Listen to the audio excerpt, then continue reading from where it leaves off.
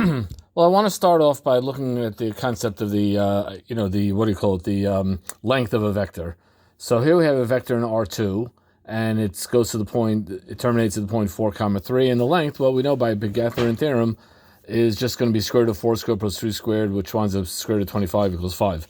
By the way, the symbol that we use for length of a vector is it's like an absolute value sign, but it's like a double absolute value. So if you get a little drunk and you see double, so that's the length of a vector.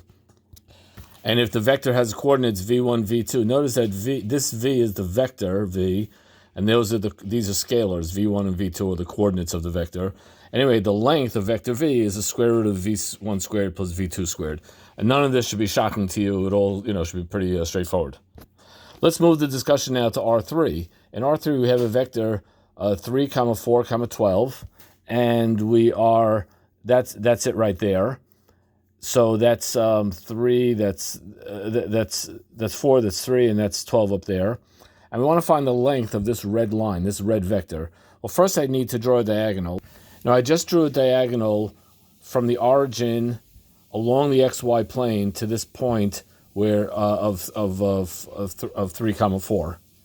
Now I'm projecting straight upward. So it doesn't look like it, but this here is a right angle.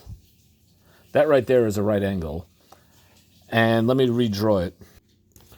Well, since that's 4 and that's 3, this diagonal that down on the xy plane that I just drew has a length of square root of 3 squared plus 4 squared.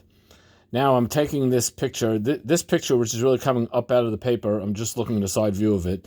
This here is that same diagonal. This is the straight up line, which is 12. I guess to be clear, I'm going to draw coordinates. Points. Label the points. That point is O for origin. That point is A, which is on the xy plane. That point is B, which is up in space. And that's OAB. It's the same triangle, but it is a right triangle. And just by Pythagorean theorem, the length of that red vector, the length of the red vector is, by Pythagorean theorem, on this triangle, is 12 squared plus square root of 3 squared, which is 144, 125, which is 169, and square root of 169 is 13.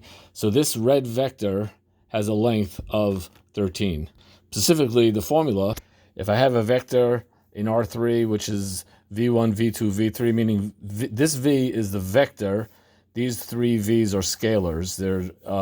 So anyway, the length of that vector is the square root of v1 squared plus v2 squared plus v3 squared, and you basically derive it the same way we did this problem.